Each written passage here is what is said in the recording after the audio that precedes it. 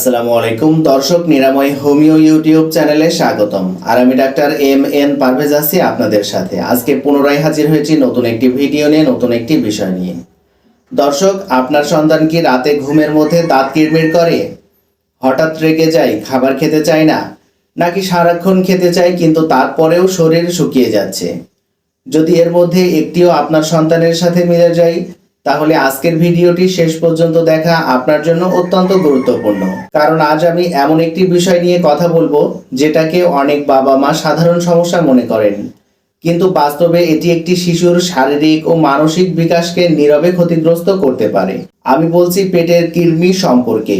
আর সবচেয়ে গুরুত্বপূর্ণ বিষয় হলো, অনেক সময় কৃমি শরীরে থাকলেও বাবা মা বুঝতেই পারেন না। তাই আজকের আলোচনা শুধুমাত্র একটি ভিডিও নয়, এটি প্রতিটি সচেতন মা বাবার জন্য একটি গুরুত্বপূর্ণ শিক্ষা।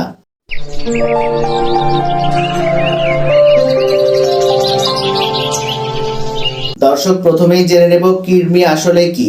চলুন একদম মূল বিষয় থেকে শুরু করি। কৃমি হচ্ছে এমন কিছু পরজীবী জীব যারা শিশুর শরীরের ভেতরে বসবাস করে এবং শিশুর খাবার থেকে পুষ্টি গ্রহণ করে।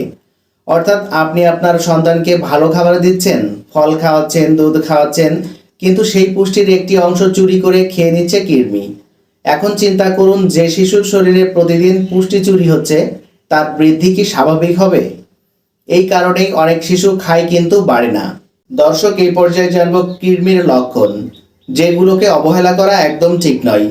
এখন আমি এমন কিছু লক্ষণের কথা বলবো যেগুলো অনেক বাবা মা প্রতিদিন দেখেন কিন্তু গুরুত্ব দেন না।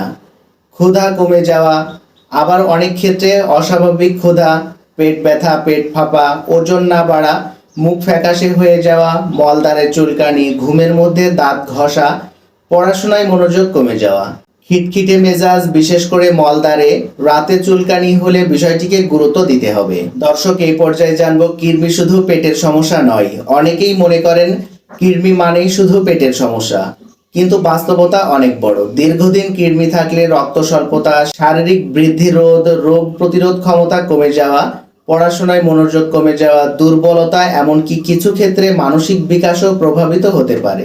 তাই কৃমিকে কখনোই হালকাভাবে নেওয়া উচিত নয়।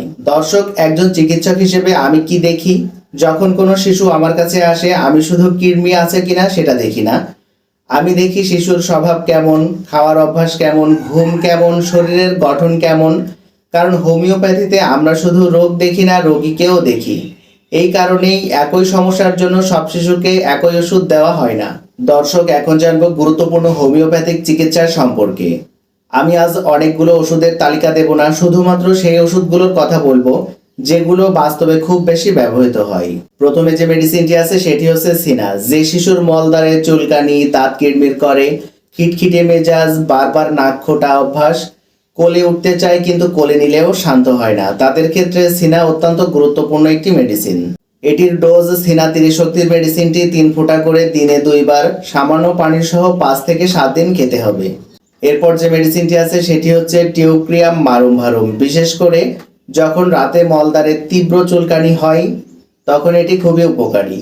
এটির ডোজ টিউক্রিয়াম 30 শক্তির মেডিসিনটি দিনে 2 বার 2 ফোঁটা করে সামান্য পানি সহ 5 দিন খেতে হবে। এরপর যে মেডিসিনটি আছে সেটি হচ্ছে biochemic support medicine, calcarea phosphorica 6X।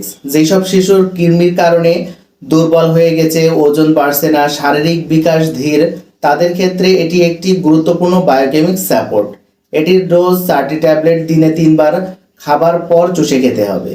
দর্শক, শুধু ওষুধ নয়, এটাও জরুরি। আমি সবসময় বাবা মাকে বলি, শুধু ওষুধ দিয়ে হবে না। খাওয়ার আগে হাত ধোয়া, নখ ছোট রাখা, ফল ভালোভাবে ধুয়ে খাওয়া, পরিষ্কার পরিচ্ছন্নতা বজায় রাখা, এগুলো সমান গুরুত্বপূর্ণ। দর্শক, যদি আপনার সন্তানের দীর্ঘদিনের কৃমির সমস্যা, দুর্বলতা, ওজন না বাড়া অথবা এখন পর্যন্ত বলা যে কোনো লক্ষণ থাকে, তাহলে অবহেলা করবেন না। নিরাময় হোমিও চেম্বার থেকে অনলাইন এবং অফলাইনে দুইভাবেই রোগী দেখা হয়। তাই দর্শক, যে কোনো বিষয়ে আমাদের অফিসিয়াল হোয়াটসঅ্যাপ নাম্বারে যোগাযোগ করে বিস্তারিত জানতে পারবেন।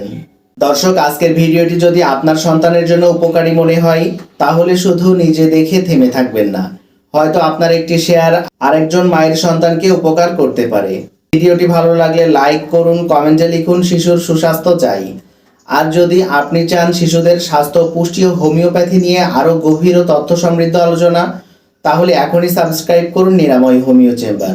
দেখা হবে পরের কোনো ভিডিওতে, সেই পর্যন্ত সবাই সুস্থ থাকুন, ভালো থাকুন, আল্লাহ হাফেজ।